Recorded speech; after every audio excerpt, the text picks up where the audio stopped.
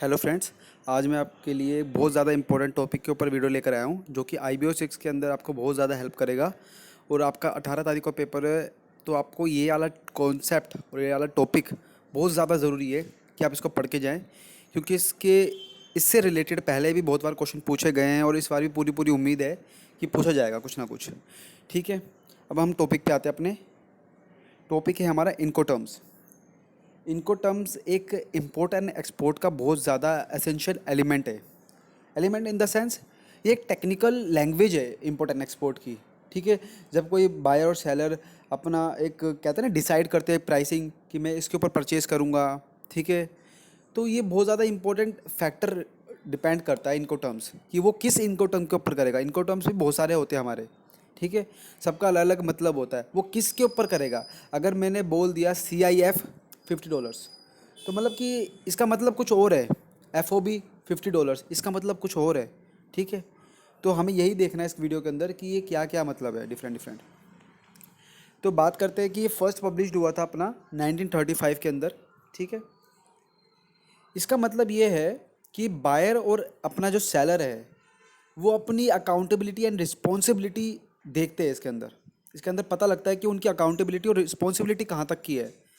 Buyer कहाँ तक कह सकता है कि भाई इसके बाद तुम्हारी जिम्मेदारी है, मेरी जिम्मेदारी नहीं है। ठीक है, और सेलर कहाँ तक कह सकता है कि भाई इसके बाद मेरी जिम्मेदारी नहीं है, आपको देखना पड़ेगा, इसकी सारी कॉस्टिंग उठानी पड़ेगी, वो हमें इसमें देखनी है। तो सिंपल सा डिफिनेशन क्या है इसकी, बायर और सेलर की रिस्पॉन्सिबिलिटी एंड अकाउंटेबिलिटी कहाँ तक है, ये दर्शाता है हमारा इनको टर्म्स। अब इनको टर्म्स भी बहुत सारे होते हैं अपने, जैसे कि मैंने नीचे लिखा है ये EXWFCA, अपना CFR CIF, ये सारे हैं। तो आपको इसमें कुछ घबराने की ज़रूरत नहीं है कि यार इतने सारे कैसे पढ़ेंगे। मैं एक छोटा सा डायग्राम बनाया है, अब इसके थ्रू लाइन वाइज लाइन जो मैंने लिखे हैं लाइन में लिखे हैं, तो आपको समझ में आ जाएगा, इजी होगा। आप इसको ऊपर नीचे करोगे तो थोड़ी सी डिफिकल्टी क्रिएट हो सकती है ऑल दो, बट आप कोशिश ये करो कि इसको स्टार्टिंग से लाइन वाइज लिखते रहो, जैसे पहले EXW फिर FCA, तो आपको क्लियर होता जाएगा बहुत ढंग से कंसेप्ट, आपको ज़्यादा याद भी नहीं करना पड़ेगा।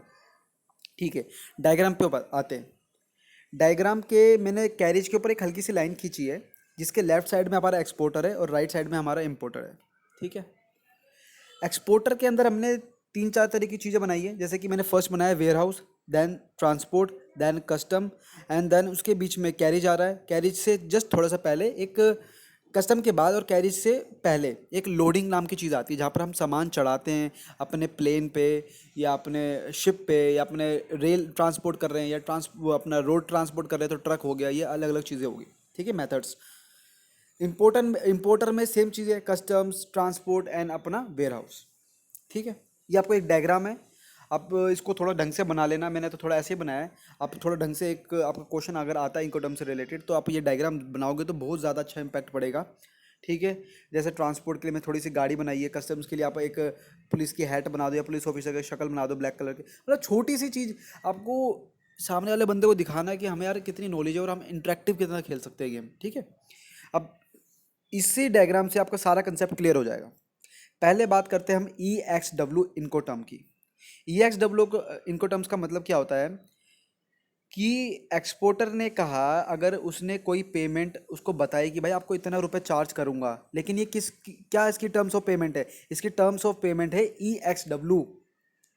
इसका मतलब ये हुआ, एक्सपोर्टर कह रहा है कि मैं अपने जो सामान है वो अपने वेयर हाउस से निकाल के बाहर रख दूंगा, उसके बाद जो भी कॉस्टिंग होगी इसकी आपके घर तक पहुंचने पे या आपके वेयर हाउस तक पहुंचाने में, वो सारा का सारा कौन इनकर करेगा, बायर।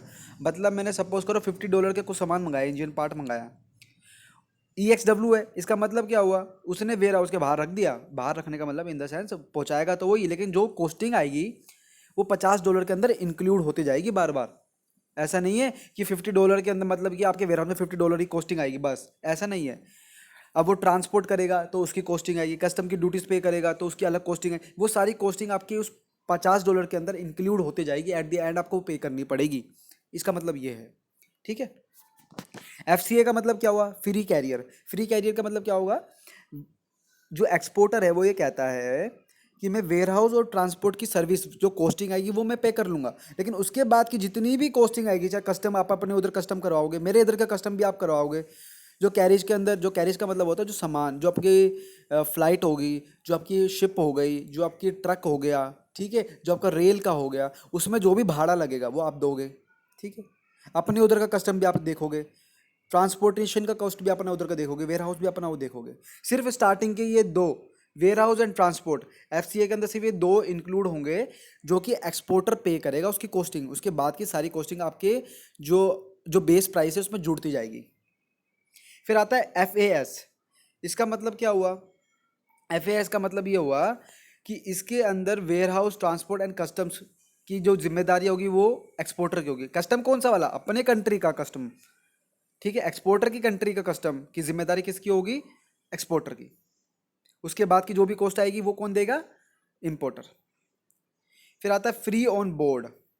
फ्री ऑन बोर्ड का मतलब क्या होता है? फ्री ऑन बोर्ड का मतलब ये होता है कि भाई आपका जो सामान है वो मैं, जैसे समझ लो, सपोज करो कि मेरा एरोप्लेन सामान जा रहा है, तो मैं उसके अंदर जो चढ़ाने का खर्चा आएगा, कस्टम क्लियरेंस, वेयर हाउस से निकलने के बाद जो ट्रांसपोर्ट है, कस्टम्स है, और जो मेरा आपके एरोप्लेन में जो सामान जो चढ़ाने का जो खर्चा है, सामान चढ़ाने का खर्चा है, वो भी एक्सपोर्टर देगा। उसके बाद के जो आप अपनी कस्टम क्लियरेंस या जो अनलोडिंग का चार्जेस है, जो ट्रांसपोर्टेशन है, वो सारा आप खुद पे करोगे। इसका मतलब ये है।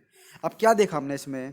फ्री एंड बोर्ड का मतलब क्या है? वेयर हाउस इंक्लूड है, यस। ट्रांसपोर्ट इंक्लूड है, यस। कस्टम इंक्लूड है, यस। एंड कैरिज भी इंक्लूड है।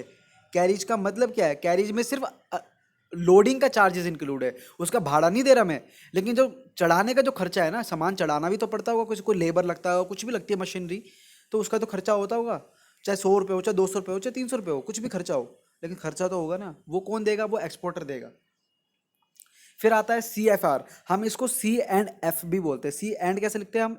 एक दूसरे तरह का एंड आता है ना, जैसे रोमन टाइप का आता है एंड, वैसा लिखते हैं सी एंड एफ, ठीक है। और सी एफ आर भी बोलते हैं उसका मतलब है कॉस्ट एंड फ्रेट।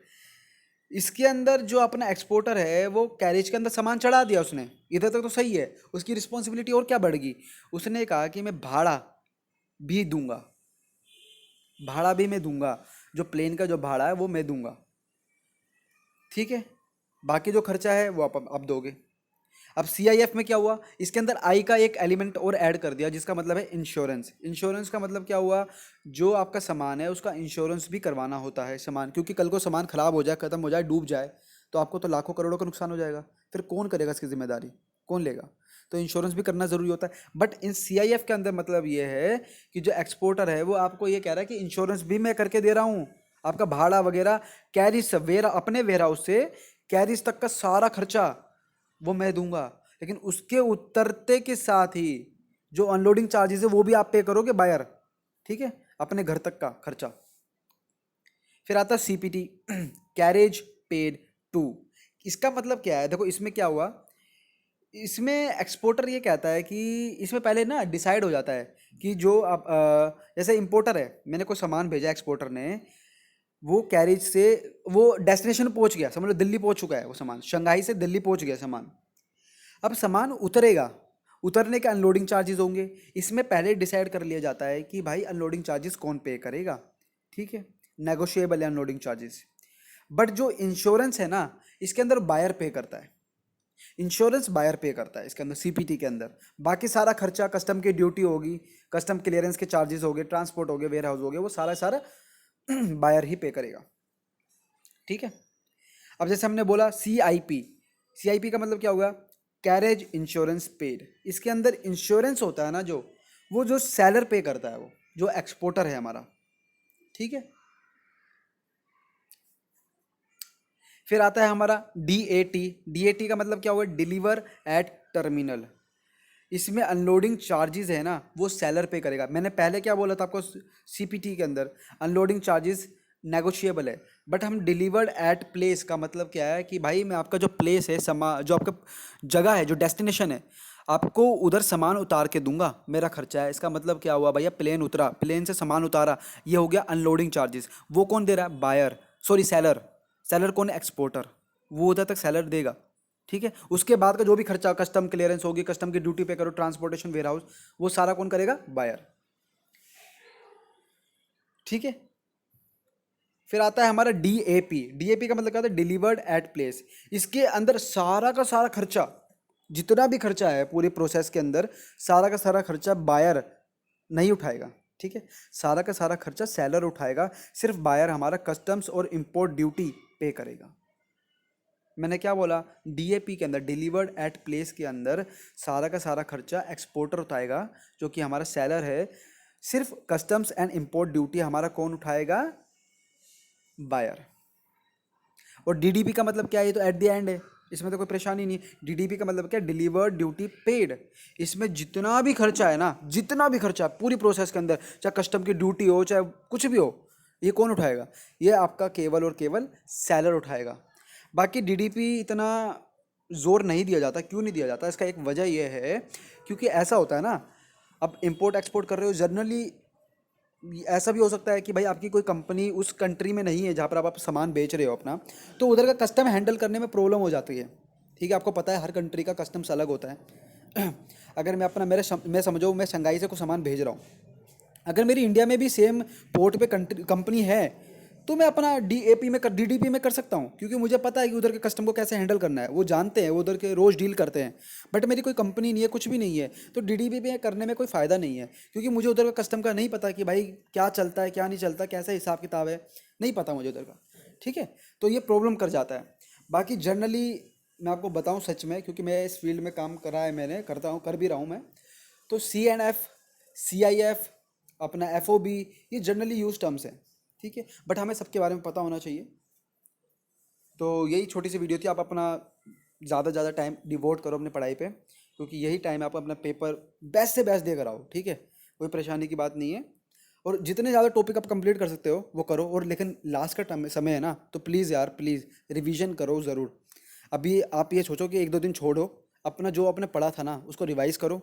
आपको लगता है कि भाई मैंने रिवीजन अच्छी टॉप नॉच पे कर ली, तो उसके बाद आप कुछ नए टॉपिक्स उठा के कर सकते हो जो प्रीवियसली आस्क हैं, या आपको लग रहा है कि चांसेस हैं आने के। और अगर आपको लगता है कि भाई मैंने जो मुझे करना था मैंने कर लिया अपनी एबिलिटी के हिसाब से, तो आप अपने सामने स्टडी मटेरियल रखो सब्जेक्ट का, जो सब जिसका पेपर है उसको एक बार बस थोरोली रीड करो कि यार कुछ ऐसा लग रहा है मुझे कि जो मेरे नज़र के सामने से मैं जो देख सकता हूँ, मैं पढ़ सकता हूँ। क्योंकि मैंने आपको फिर बोला था, पहले ही बोला था, जितना भी क्वेश्चन आएंगे ना, आपके और आपके स्टडी मटेरियल्स के अंदर से ही आएंगे।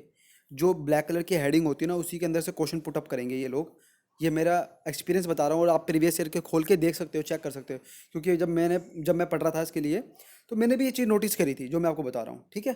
तो हैव अ नाइस डे, आप keep studying, best of luck for your examination.